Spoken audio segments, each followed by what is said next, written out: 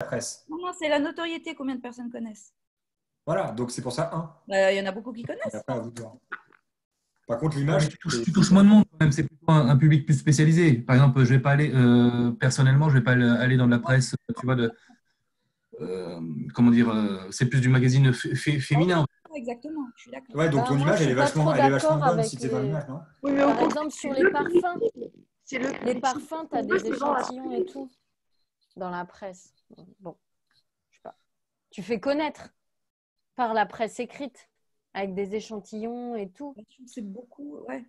Mais pour moi, c'est vachement l'image sur la presse. Et c'est pour ça que ça coûte d'ailleurs très cher. Oui. Moi, j'aurais Et… Exact. mais voilà. Pour moi, l'image, c'est. Enfin, grâce à la presse, tu vas faire aimer. Limite, les gens, ils achètent ces magazines-là pour voir les pubs, non? C'est clair. Ah, complètement. Vogue, par Donc, pour moi, ça ferait 3 plus. Enfin, Ouais. C'est vrai, j'avoue. Ok. J'ai mis un plus en notoriété, moi ça me semble pas beaucoup. ou deux, Ouais, moi, mais j'aurais mis enfin. deux. Mais je pense qu'il n'y a pas beaucoup de gens qui. Mais après, ouais, vous avez peut-être raison. Et un sur la vente, ça me va très bien. Avant, je suis pas tout à fait d'accord parce que je trouve qu'il y a en fait, alors la pub, non. Ouais. Ce qui est compliqué, c'est que qu'est-ce qu'on appelle la presse? Est-ce qu'on appelle la pub dans la presse ou est-ce qu'on appelle tout ce qui est public rédactionnel, etc.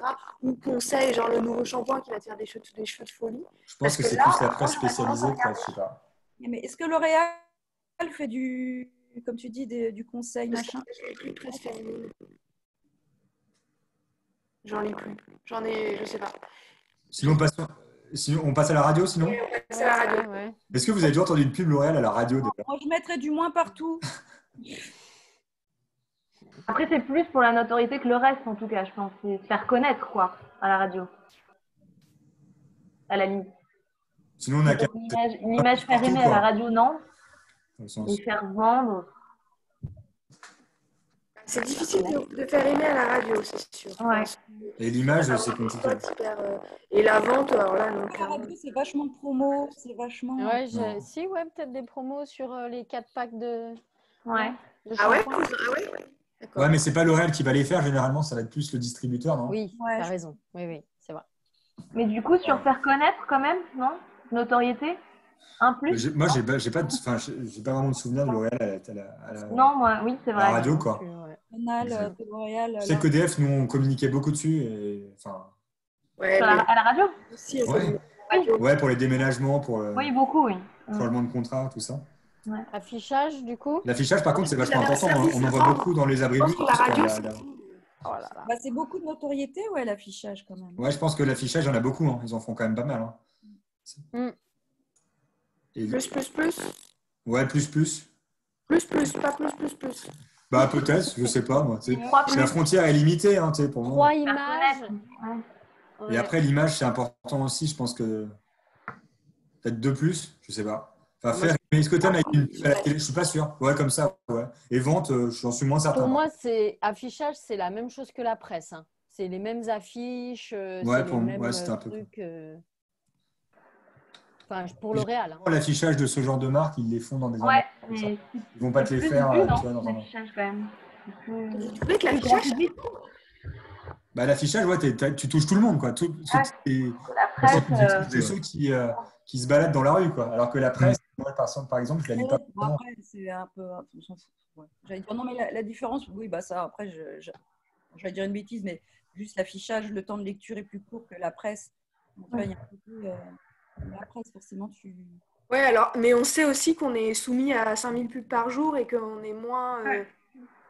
Alors, 5000 pubs, ça comprend tout. Et ouais. Moi, j'aurais mis peut-être plus et plus. Genre un plus par colonne pour. Seulement pour l'image. Ah, bah, l'image pour l'affichage, moi, ça me semble. Je sais pas te dire si ça me fait aimer, tu vois. Enfin, j'en sais rien. Oui, je l'ai dit, ça me fait pas non plus très aimer. Une 4x3 avec Eva Longoria, ça te fait pas aimer? Ouais, je sais pas, j'en sais rien. Non, mais je dis ça par rapport à la presse, tu vois. La presse, autant la presse, je trouve que c'est vachement quali, quoi. Ouais. Autant quand je suis dans la rue, tu vois, je suis moins en train de me dire, tiens, ça me fait aimer, quoi, une marque. Mais Si bon. vous avez des belle mannequin. Si vous avez des questions, enfin, si vous n'êtes pas d'accord avec des trucs, dites-le, c'est le moment là de revenir. Non, Bon, ça me semble plutôt. Après, de toute façon, c'est toujours. On pourra toujours débattre du truc, quoi. Ça me paraît cohérent dans l'absolu, en relatif, quoi, quand tu compares les différents trucs, ce qu'on a mis. Super, vous y êtes, je crois. En tout cas, timing excellent. Est-ce que vous avez un truc à rajouter ou pas? Non. Ouais, on voulait faire le cinéma. Bah, vous pouvez rajouter Non, non, on le cinéma. rigole, on rigole.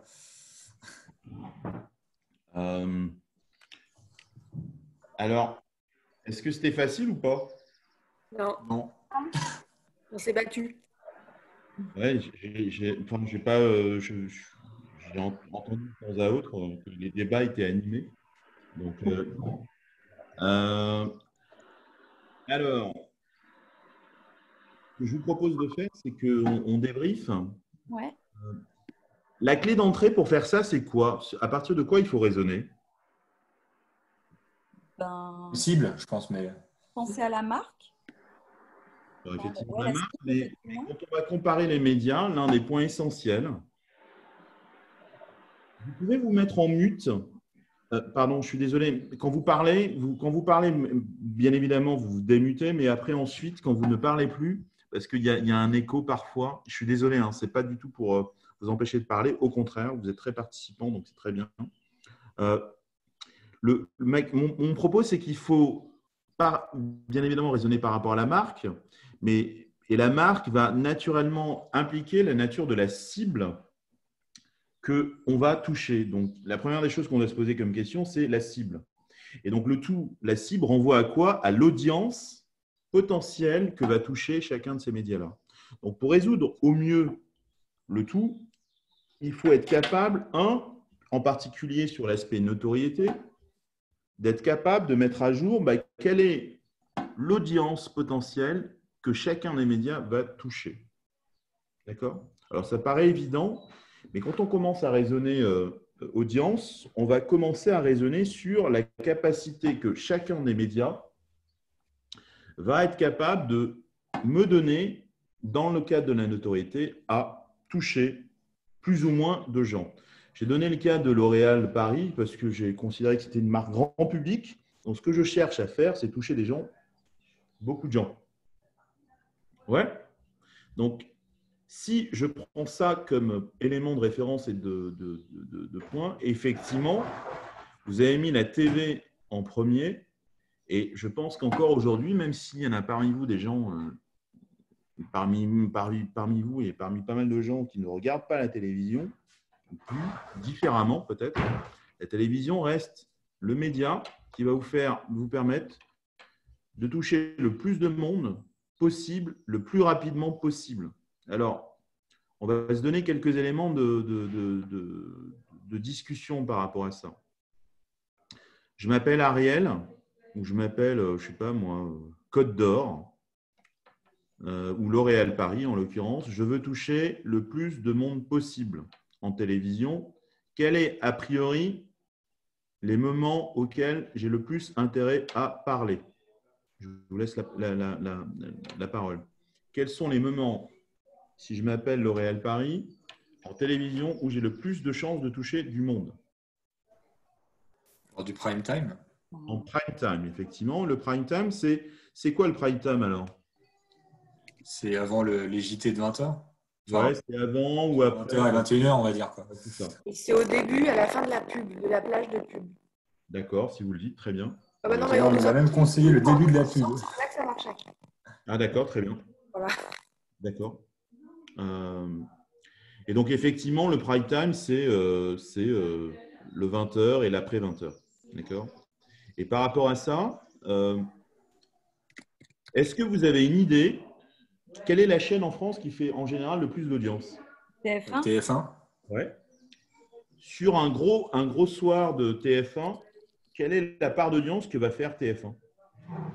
15, 20%, 15%, 10%? Ouais, s'ils arrivent à faire 15, 20%, on va prendre 20% comme hypothèse, c'est une très grosse audience. Ouais.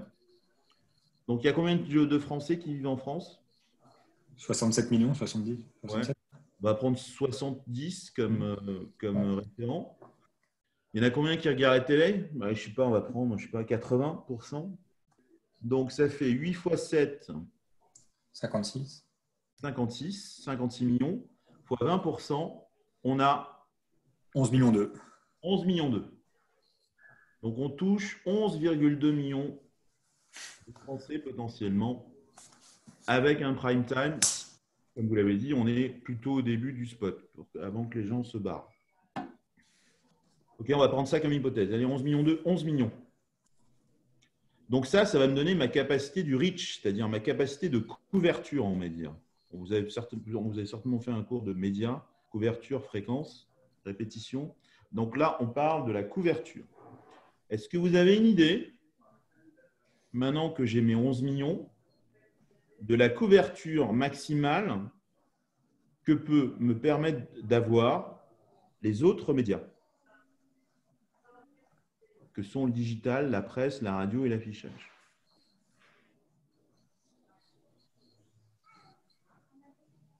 Est-ce qu'il y en a qui ont des idées? Donc, on touche 11 millions de Français avec un seul spot, en instantané, 15 secondes, 20 secondes, peu importe. Est-ce qu'il y en a qui… quels sont les sites les plus visités en France? Les sites Internet les plus visités? Le Bon Coin. Le Bon Coin. Quoi d'autre? Tous les sites médias, Le Monde, Ouais. Figaro, ce genre de choses. YouTube, forcément. YouTube, Amazon. Facebook. Google, Facebook. Donc, effectivement, les sites les plus visités sont les sites, les GAFA, encore une fois, c'est-à-dire Google, Amazon, Facebook. Les particularités françaises que sont Le Bon Coin, mais ça arrive quand même en dessous. Est-ce que vous avez une idée du trafic mensuel d'un site comme Google ou Amazon ou Facebook en millions d'individus? Ça va être 30 millions par jour, je pense. Je ne sais pas, peut-être 1 million. En visiteur unique ou en visiteur… En visiteur unique. Je dirais 30 millions, non, je ne sais pas. Ouais, peut-être je crois qu'on est aux alentours de 35-40 millions. Vous pouvez demander à Google, il vous le dira, chercher sites les plus visités. On est sur, en visite cumulée sur le mois, on est à 40 millions pour les meilleurs, pour les plus gros. D'accord? Et ça, c'est le mois. D'accord? Je n'ai pas l'info sur le reach quotidien. Je ne sais pas combien de gens ont visité, par exemple, Google ou YouTube tous les jours. Mais je pense qu'en instantané, et sur un espace de temps relativement limité, qui est le 15 secondes ou 30 secondes, la télévision reste toujours devant et le restera tant qu'il y aura des gens qui regardent la télévision assez longtemps. Donc, la télévision a un reach extraordinaire dans sa capacité à toucher rapidement beaucoup de gens.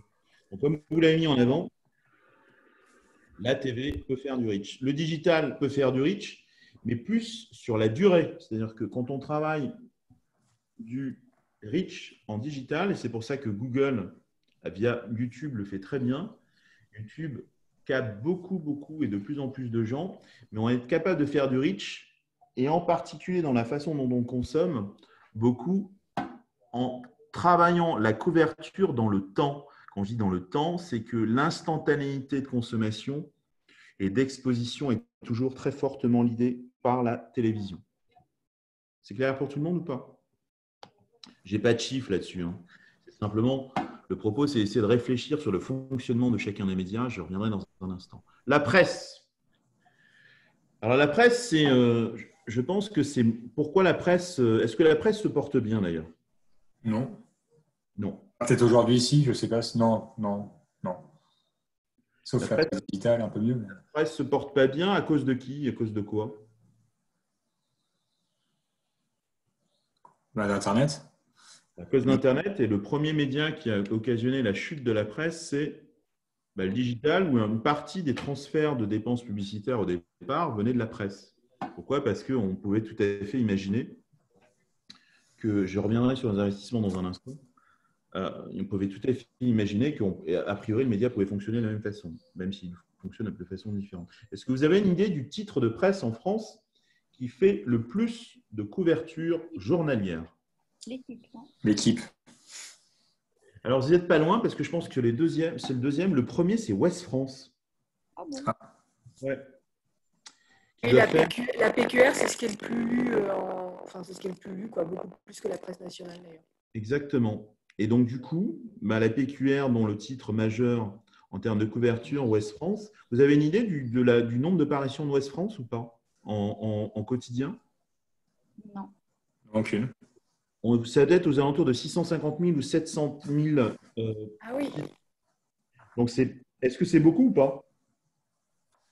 Bah, par rapport à la télé, non, mais c'est quand même beaucoup pour la presse. Pas mal. Par rapport à la télé, c'est pas trop, c'est très localisé. Et en plus, en presse, il y a ce qu'on appelle, en fait, pour essayer d'évaluer l'audience totale, il faut appliquer à chacun des médias ce qu'on appelle un taux de circulation. Le taux de circulation, c'est la capacité d'un titre à être repris en main. Et donc, sinon, supposons que le taux de circulation, c'est 3, vous touchez potentiellement 700 000 fois 3, 2 100 000 personnes. Donc, la presse va certainement être moins performante, en tout cas aujourd'hui, qu'elle a pu être dans le temps, puisque le nombre de parutions baisse, malheureusement, que Internet peut l'être aujourd'hui. Donc, la presse ne va pas être certainement aussi efficace, à mon avis, qu'Internet en termes de création de notoriété. Pour les raisons qu'on vient d'évoquer, simplement si on parle autour de la capacité à toucher beaucoup de gens. La radio. Alors, vous avez mis un point négatif sur la radio. Je pense qu'il faut relativiser le propos. Je vais vous demander de raisonner différemment en disant quels sont les annonceurs qui passent beaucoup à la radio? Bah, en fait, on a mis moins par rapport à L'Oréal. D'accord. Mais dans l'absolu. Pour moi, ça restera un plus dans tous les cas. Parce que... Moi, je n'écoute Non, pas. vous avez raison sur le fond. Ouais, vous avez raison sur le fond. Mais du coup, peut-être pour essayer de savoir à quoi sert la radio, quels sont les types d'annonceurs qui passent souvent à la radio française? Les distributeurs. Les La distributeurs. grande distribution? Ouais, la grande distribution, effectivement. Et pourquoi c'est la grande distribution? Ça sous-entend quoi par rapport au fonctionnement de la radio?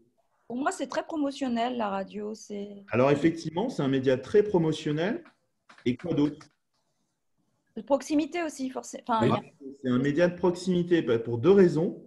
Il y a très peu de radios qui ont une couverture nationale.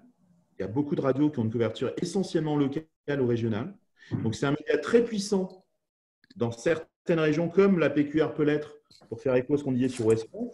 La radio marche encore relativement bien, en particulier pour souvent les messages qui sont à la radio, comme vous l'avez très bien dit, sont des messages de nature promotionnelle. Je vends mes 12 œufs au prix de 6 œufs aujourd'hui, venez dans mon magasin. Effectivement, la radio continue à très bien marcher en médias de support promotionnel. Mais ça sous-entend aussi beaucoup que si la radio fonctionne, dans ce cadre-là, c'est souvent un média de rappel. Quand on dit de rappel, c'est qu'on ne va pas lancer forcément une marque que les gens ne connaîtraient pas simplement avec de la radio. C'est pour ça qu'on dit souvent que la radio est un média de rappel publicitaire, d'accord, promotionnel et qui travaille très très bien la proximité. Au passage, le digital, il a tous les avantages, c'est-à-dire qu'il peut à la fois travailler la couverture, mais quand on parle de proximité, de géolocalisation, on peut faire de la pub de façon très géolocalisée, tant sur Facebook que sur Google, bien évidemment. Vous pouvez tout à fait définir votre zone de chalandise, les types de gens que vous voulez toucher, etc., dans les zones géographiques que vous voulez. Et c'est très facile à faire, tout le monde peut le faire, vous comme moi, il suffit d'avoir une carte de crédit pour faire de la pub sur Google et Facebook. L'affichage maintenant. Donc moi, je mettrais bien évidemment, dans le cas de L'Oréal, ce n'est pas forcément le média qu'ils vont utiliser le plus, mais malgré tout, en parlant dans l'absolu, c'est un média qui fonctionne relativement bien, peut-être un plus, en général, pour certains types de dispositifs promotionnels, de proximité, et pour certainement un certain nombre de secteurs d'activité. L'automobile, la distribution, tous les gens qui ont des points de distribution physique vont utiliser le média radio pour pousser les gens au magasin, par exemple. Ouais. L'affichage maintenant. Compte tenu de ce que je vous ai dit précédemment, est-ce qu'il a toujours de plus l'affichage? Non, je pense qu'il y a moins de personnes qui sont… Effectivement. Nous, on habite à Paris, donc forcément, pour nous, c'est beaucoup par rapport à cette… Exactement. Alors, à Paris, on a certainement un biais. Le métro, quand on le prend, est bondé d'affiches. Et d'ailleurs, ça marche plutôt pas mal. Et ça peut être c'est assez intéressant. Moi, j'ai des connaissances, des amis qui ont… Vous connaissez TikTok ou pas? TikTok, donc je les connais, les fondateurs. C'est une vraie success story, vraiment. Ils sont jeunes, ils n'ont même pas 30 ans. Et pourquoi je les connais? Parce qu'en fait, j'ai aidé une start-up qui, dans le 15e, et ils partageaient les locaux avec Kitok. Ils étaient 3 au début chez Kitok. Il y avait, pourquoi je vous parle de Kitok? Parce que c'est lié à l'affichage, hein, j'en reviendrai dans un instant. Kitok, vous savez ce que c'est, tout le monde ou pas? Oui. Il y en a qui ne savent pas.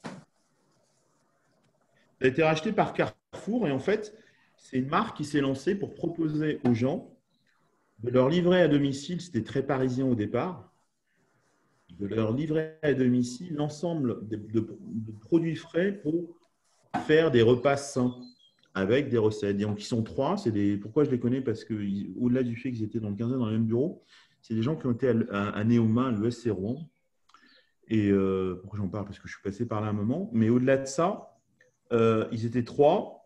Et une personne qui avait fait l'école, mais qui fait la cuisine. Ils ont l'idée de lancer ça, comme beaucoup se sont développés, mais ils ont vraiment commencé à décoller quand ils ont commencé à faire de la pub dans le métro, en fait. C'est assez intéressant. En mettant en avant l'offre. Et aujourd'hui, Kitok, je ne sais pas si pour les gens qui le savent, a été racheté il y a 2 ou 3 ans par Carrefour.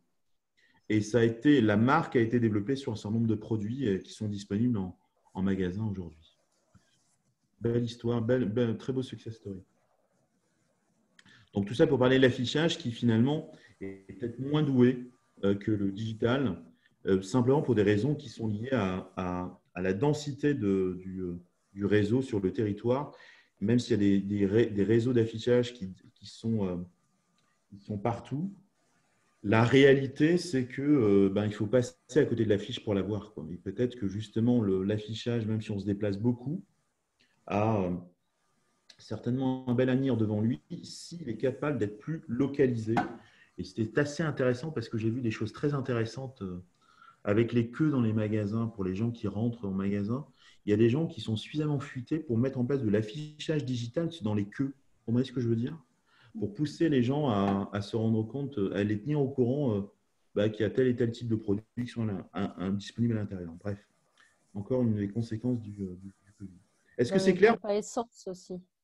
Pardon? Quand on fait dans les pompes à essence, je ne sais pas s'il y a ça à Paris, mais moi, en province, il y a ça. Où pendant qu'on fait son plein, on a sur le petit écran une pub qui est diffusée. Oui, tout à fait, je l'ai vu. C'est un très bon point. J'ai vu ça la dernière fois que j'ai fait le plein, mais je n'habite pas à Paris même, j'habite en grande région parisienne. Donc, il y avait effectivement de la pub sur le délivreur de station essence. Est-ce que ce que je vous ai raconté vous semble logique sur la notoriété par rapport à la notion de reach, de couverture? Oui. Est-ce que vous avez des questions par rapport à ça? Non? Pas de questions? Après, moi, je me dis que sur le digital, par exemple, ça touche peut-être un peu moins de monde que la télé, mais c'est plus ciblé. Ça peut être plus ciblé. Donc, au final, c'est plus intéressant. Alors, effectivement, on arrive à ça. Et très bon point. J'ai raisonné en termes de quantité de reach, mais pas en termes de qualité de reach. C'est-à-dire, est-ce que je touche la bonne personne? Bien évidemment, c'est pour ça que le digital a cette grande force.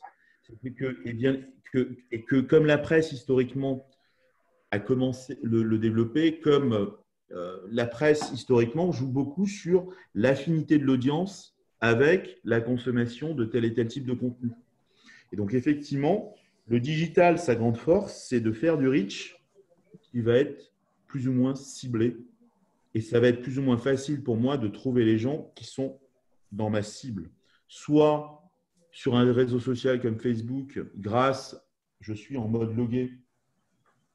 Et donc, à ce moment-là, ça va être relativement facile de savoir qui consomme quoi en fonction des affinités par rapport à la consommation de contenu et ce que la personne va déclarer en termes de profil. Mais quand je m'appelle Google, ce que je vends, en majorité, c'est non pas de la cible, mais du mot-clé, ce qui revient à la fin à la même chose. Pourquoi on ne va pas forcément acheter un profil, mais on va acheter une personne qui est intéressée par quelque chose qu'il a tapé. On y reviendra, peut-être pas aujourd'hui parce qu'on va manquer de temps, mais la prochaine fois.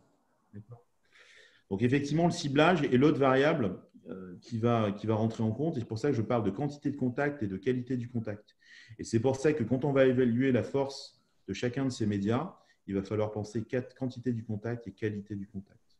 La qualité fait référence à la valeur potentielle de la personne qui est exposée. Et c'est pour ça que le digital, comme la presse, quelque part, devient fort. Et c'est pour ça que quand on rentre dans la colonne images, on en revient plus à la capacité de chacun des médias à fonctionner différemment.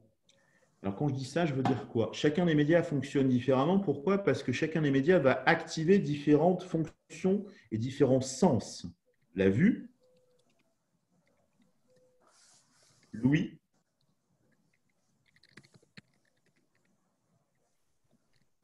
malheureusement pas le toucher. Bon, ça va peut-être venir. Ça va peut-être venir, justement. Ça va peut-être venir. Pardon? L'olfactif? Ouais, l'olfactif, peut-être que ça viendra. D'où l'importance du magasin, de ce qu'on appelle l'expérience client. Et c'est pour ça qu'en fait, l'expérience client renvoie avant tout à l'activation d'un certain nombre de sens. Et pourquoi je vous dis ça? C'est parce que c'est comme ça qu'on fonctionne essentiellement. Et c'est pour ça que la réalité des médias, c'est que plus les médias vont être puissants, et vous avez mis moins à la télévision. Moi, je pense que la télévision fait encore beaucoup d'images parce que la télévision, on peut raconter une histoire, même si le format de l'histoire est relativement restreint. Le but d'une pub, c'est de raconter une histoire, en tout cas d'essayer de raconter une histoire. Et donc, tous les médias qui vont faire appel à plusieurs sources et qui vont étaler ces sens dans le temps en mettant en place une histoire, le digital, c'est certainement le roi de tout ça quand on arrive à engager les gens. Et c'est pour ça, vous disiez tout à l'heure, je crois que c'est Suzanne qui parlait de brand content. Typiquement, on est dans cet univers-là, dans ma capacité à au-delà d'aller au-delà d'aller dans le rédactionnel, tout ce que je vais amener comme expérience va me permettre de sublimer l'expérience. Et c'est pour ça que même si les gens regardent de moins en moins la télévision et de moins en moins la pub, la TV va être capable d'installer, ou peut être capable toujours d'installer un territoire d'expression assez fort rapidement. Alors, tout à l'heure, j'ai écouté, j'entendais un moment où je n'ai pas tout écouté, bien évidemment, mais il y a quelqu'un qui disait, mais L'Oréal Paris, ils font plus de télévision. Ah, si. En fait, quelqu'un a dit ils en font moins. Mais en fait, si, ils sont obligés de continuer à en faire. Pourquoi? Comment fonctionne la pub TV en fait? Et la pub de façon générale sur une marque établie? Moi, déjà, je pensais au phénomène, enfin, déjà pour la notoriété, enfin, le phénomène de répétition ou pour que ce soit mémorisé, enfin, faut que quand même la présence soit régulière, enfin, pour que ce soit. Exactement, ouais, première chose, donc répétition importante. C'est pour ça qu'on parle de couverture simplement ici, mais la répétition va être importante pour installer le message, bien sûr. Quoi d'autre? Parce que la réalité, en fait, tout ce que tous les modèles montrent, et ça, ce n'est pas lié à Internet, même si on est une grande marque, il faut continuer à être présent dans l'esprit des gens. Et il faut rappeler la marque aux gens.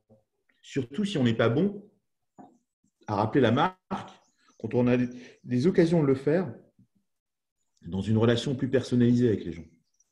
Et c'est pour ça que les médias, et la TV en particulier, est également beaucoup un média de rappel, de soutien de notoriété, comme vous venez de le dire, pour simplement pas qu'on oublie la marque, grosso modo. Et c'est pour ça qu'en fait, moi j'ai beaucoup travaillé sur les analyses de vente dans les produits de grande consommation, au niveau data, au niveau panel. La réalité, c'est que les gens qui achètent votre marque, ce sont avant tout les gens qui l'ont déjà acheté avant, en fait. Et la pénétration additionnelle, elle existe, mais elle est beaucoup moins importante qu'on ne le croit. Donc, ça veut dire que la première chose à laquelle va servir la publicité TV, c'est faire en sorte que les gens continuent à acheter votre marque, quoi. Et qu'ils continuent à l'acheter et que ce qu'on appelle dans un panel d'industrie, que le taux de nourriture de votre marque, j'imagine que je parle chinois quand je dis ça, le taux de nourriture d'une marque, c'est sur 100% des achats de produits de beauté, quelle est la part des achats L'Oréal Paris que j'attribue à la marque L'Oréal Paris. Et donc, de façon à être sûr que je vais maximiser ma part de choix parmi les marques de beauté que la personne va considérer. Et c'est pour ça que la marque va avoir besoin de répéter, répéter, comme vous le disiez très justement. Alors, pour l'image, ouais, je suis grosso modo d'accord avec vous. Je pense que moi, je mettrais un plus de plus à la TV. Le digital, lorsqu'on engage et qu'on arrive à engager, on peut raconter des histoires. C'est la grande force de YouTube en particulier. Et des expériences sur les réseaux sociaux avec de la vidéo au sens large. La presse, ça peut être très fort, mais avec la faiblesse dont on a parlé tout à l'heure, qui est liée à la couverture, qui est de plus en plus en train de baisser en termes d'audience. Et puis pour la radio, qu'on en a parlé tout à l'heure, on est bref, on est répétitif, on est promotionnel, on ne fait peut-être pas forcément beaucoup d'images. Effectivement, je suis d'accord. Et même chose pour l'affichage. Donc effectivement, vous aviez trouvé. Je mettrai un plus supplémentaire à la TV, mais peu importe, vous avez compris la nature du message. Pensez aux sens qui sont activés et à la capacité d'une marque à raconter une histoire. Le brand content, dont quelqu'un a évoqué ça tout à l'heure, c'est être capable de remettre à disposition du contenu pour que la marque doit raconter son histoire, mais la marque la plus forte, c'est la marque qui va mettre à disposition du contenu pour que les gens puissent raconter l'histoire eux-mêmes. Peut-être qu'on aura l'occasion d'en parler, je ne crois pas, parce qu'on n'aura pas le temps.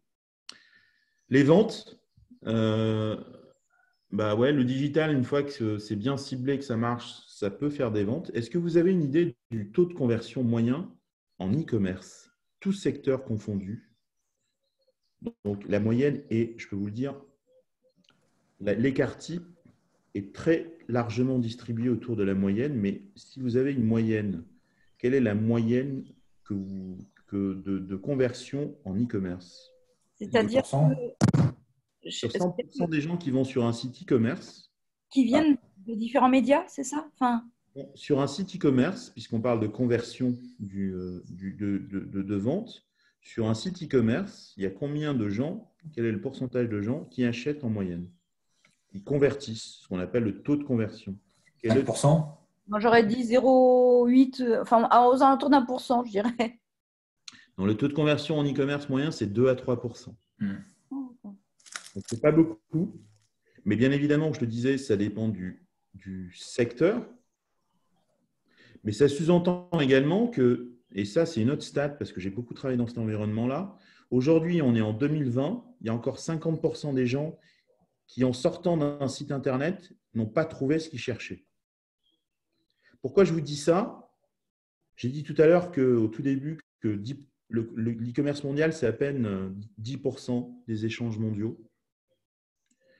Les croissances dans le digital vont être exponentielles.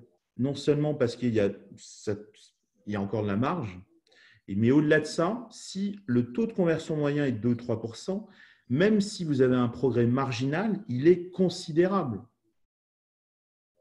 Et si justement les marques continuent à mieux travailler leur capacité à rendre une expérience client optimale, même si la marque ne vend pas online, mais pousse les gens offline, ça va continuer à se développer.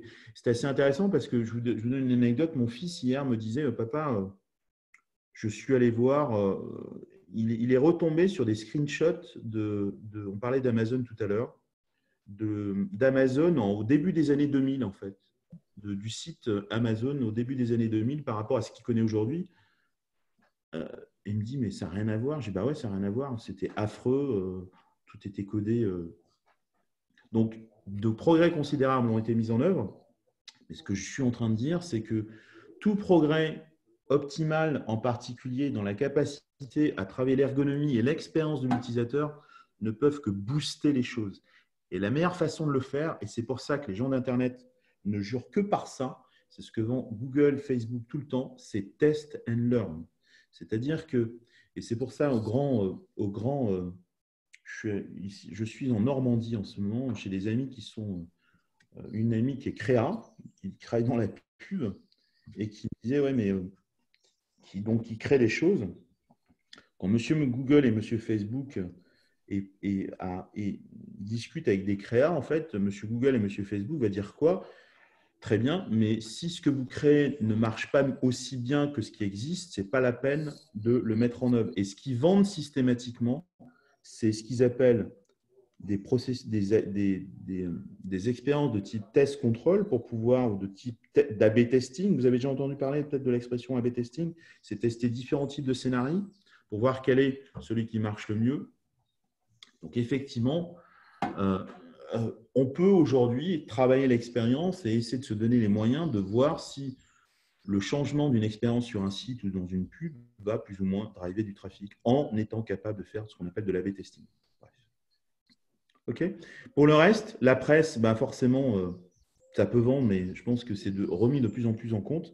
La radio, dans le cas de L'Oréal Paris, vous aviez raison, parce qu'ils ne l'utilisent pas. Par contre, ça peut être très efficace pour les fermiers de distributeurs qui poussent les gens en magasin, compte tenu de la nature promotionnelle des messages, à vos souhaits. Et pour l'affichage, effectivement, c'est un média de rappel. Et quelles sont les marques qui sont très connues, qui réapparaissent à certains moments de l'année? Il y a de l'automobile, beaucoup.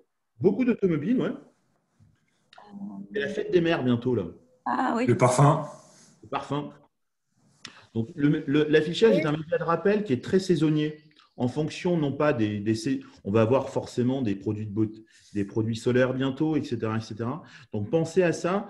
Et c'est pour ramener la réalité de chacune des marques dans un quotidien qui est peut-être plus récent et qui va se passer. Ouais, c'est clair ce que je viens de vous raconter ou pas? Vous aviez trouvé, je vous ai donné simplement un cadre, c'est raisonner audience, d'accord? Raisonner audience, quantité, qualité, cible. Et puis, naturellement, le but de l'exercice était, sans que vous soyez des experts, ni moi d'ailleurs, de tel et tel type de médias, que vous voyez les forces et les faiblesses de chacun des médias, pour ensuite vous dire, si vous avez de l'argent, ce que vous allez dépenser n'est pas forcément systématique dans la capacité à faire de la télévision. Peut-être que justement, quand on va parler de retour sur investissement, il y a deux choses qu'on va prendre en compte. C'est la notion d'efficacité et d'efficience. C'est quoi l'efficacité et c'est quoi l'efficience? Ça veut dire quoi? Être efficace, ça veut dire quoi être efficient? Être efficient, en principe, en tout cas dans l'industrie, dans la production, c'est de savoir le résultat qu'on va tirer par rapport au coût investi. Ouais. Par exemple, en termes de temps ou tout à fait. de temps de main-d'œuvre, on est efficient. Alors, effectivement, on est dans la maximisation des ressources investies pour maximiser le résultat. On va optimiser la ressource pour atteindre l'objectif, puisqu'ici, on a parlé d'objectif. Donc, ça, c'est l'efficience. Quand on est efficace, ça veut dire quoi? Ça veut dire quoi être efficace?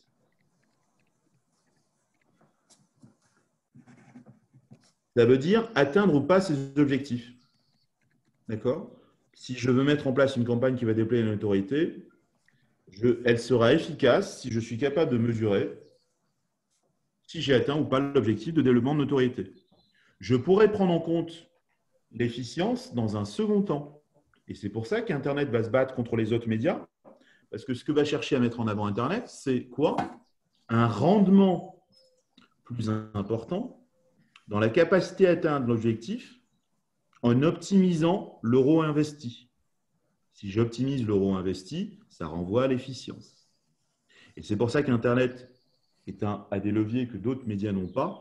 C'est cette capacité à être agile dans l'atteinte d'un certain nombre d'objectifs, on vient de le passer en revue, mais également de remettre en perspective la capacité à atteindre l'objectif avec un rendement, un investissement optimisé.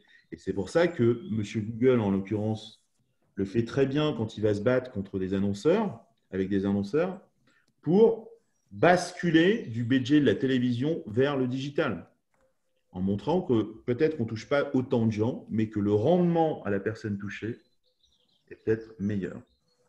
D'accord? On a touché deux choses importantes, efficacité et efficience, qui sont logiquement la façon dont on va également évaluer la force de chacun des médias. D'accord? Est-ce que vous avez des questions par rapport à ce qu'on a évoqué?